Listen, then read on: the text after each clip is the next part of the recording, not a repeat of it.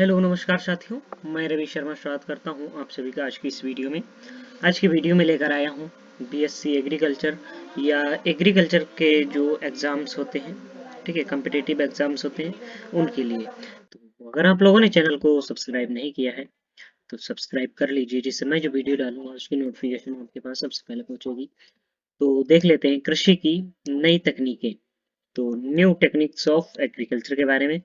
तो इसमें बताया गया है कि हरित क्रांति शब्द की उत्पत्ति डॉक्टर विलियम गॉड ने वर्ष 1968 ईस्वी में की थी। और फिर दूसरा पॉइंट आता है कि हरित क्रांति दो तरीके से हमारी मदद करता है। ठीक है, तो कैसे दो तरीकों से जो है हरित क्रांति हमारी मदद करता है। पहला तरीका हो जाएगा, यह कृषि आत्मविश्वास पैदा करता है और सामाजिक स्तर को भी बढ़ाती है। ठीक है, फिर दूसरा पॉइंट आता है कि ग्रामीण विकास को तेजी से बढ़ाती है। ठीक है, दोनों पॉइंट पता चल गए। फिर उसके बाद आता है टिकाऊ खेती। टिकाऊ खेती क्या है कि कृषि संसाधनों को सफलतम प्रबंध करना ताकि बढ़ती आवश्यकताओं की पूर्ति हो सके, साथ ही पर्यावरण सुधरे सुधरे अर्थात गिरावट न आए और प्राकृतिक संसाधनों की रक्षा हो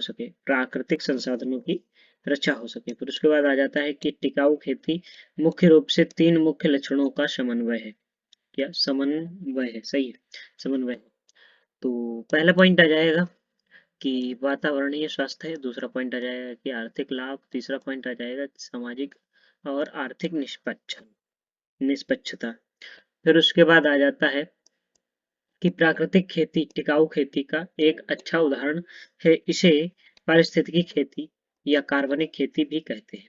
फिर उसके बाद आ जाता है कि टिकाऊ खेती में कृषि वानिकी बहुस्तरीय खेती और एकीकृत पशुपालन भी सम्मिलित है। फिर उसके बाद आता है कि टिकाऊ खेती के परिणाम को प्रभावित करने वाले बिंदु कौन से हैं या कौन है।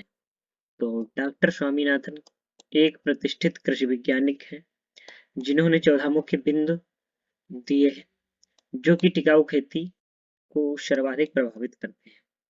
पहला हो गया प्रौद्योगिकी और आर्थिक जीवन क्षमता, वातावरणीय शोर, स्थानीय अनुकूलता, सामाजिक स्वीकार्यता तथा टिकाऊपन, सांस्कृतिक इच्छा शक्ति, आर्थिक बाध्यता, अल्पकालिक कालिक स्थिरता, संसाधन योग्य दक्षता, प्रयोग दक्षता, राजनीति रणनीति और प्रशासनिक प्रबंधता, नवीनीकरण। फिर उसके बाद आ जाता है कि आजकल कृषि में टिकाऊपन लाने के लिए नई विधियों का प्रयोग आवश्यक है। इसके लिए निम्नलिखित प्रक्रिया अपनानी चाहिए। कौन कौन सी निम्नलिखित प्रक्रियाएं अपनानी चाहिए कि फसलों में रासायनिक उर्वरकों और कीटनाशकों का उपयोग कम करना चाहिए। फिर दूसरा आ जाता है कि विविधीकरण खेती पद्धति। तीसरा आता है प्राकृतिक संसाधनों के अच्छे प्रबंधन को बढ़ाना। चौथा आता है कि कृषि वानिकी का विकास तथा मृदा उर्वरता को बढ़ाना। फिर उसके बाद आ जाता है फसल विविधीकरण। तो फसल विविधीकरण क्या है? तो फसल विविधीकरण क्या है कि फसल विविधीकरण उत्पादन बढ़ाने का सबसे महत्वपूर्ण कारक है। क्या कैसा कारक है?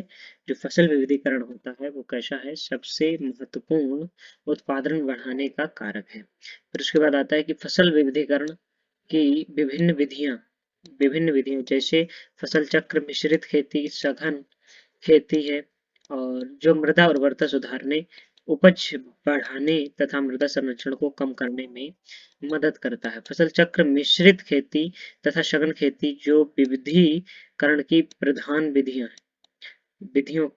हैं का वर्णन पीछे दिया जा चुका है। ठीक है, विविध विधियों का जो है वर्णन दिया जा चुका है। फिर उसके बाद आता है कि कृषि वानिकी क्या है। तो कृषि वानिकी जो है, कृषि व वानिकी का अच्छा संतुलन है। कृषि व वानिकी का एक अच्छा संतुलन है। फसल उत्पादन के साथ साथ पेड़ पौधों को उगाना भी चाहिए ताकि अन्न उत्पादन के साथ साथ ईंधन के लिए लकड़ी, हरा चारा, जीवांश खाद की भूमि में वृद्धि आदि का लाभ संयुक्त रूप से मिल सके। फिर उसके बाद आता है कि खेती की संक्षेप में फसलों के साथ साथ पेड़ पौधों को उगाना ताकि सकारात्मक बहुउद्देश्यों की पूर्ति संयुक्त रूप से हो सके। कृषि वानिकी कहलाता है। इस पद्धति में सभी फसलों का प्रबंध, सिंचाई, उर्वरकों, खरपतवार नियंत्रण आदि एक साथ ही किया जा सकता है।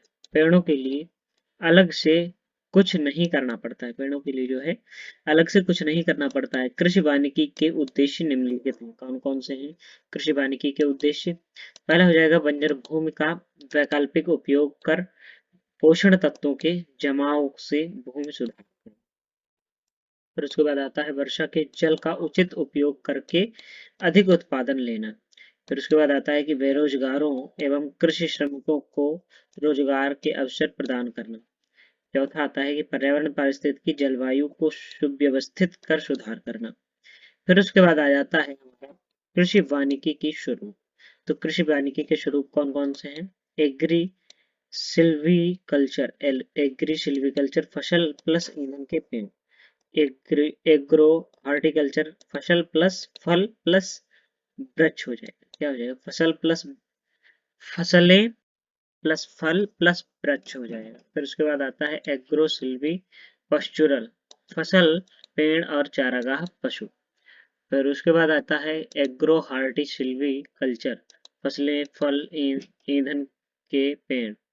फिर आता है सिल्वी पास्चुरल, पेड़ प्लस चारागाह प्लस पशु।